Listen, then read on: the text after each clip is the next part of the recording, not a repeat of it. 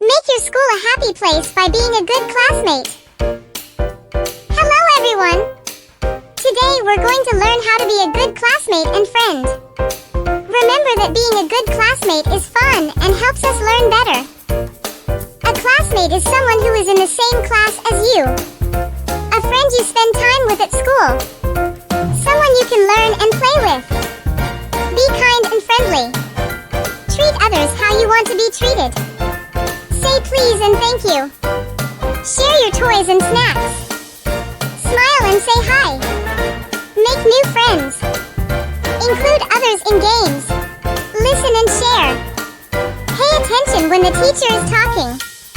Listen to your friends too. Wait your turn to speak. Share classroom supplies. Share ideas during group work.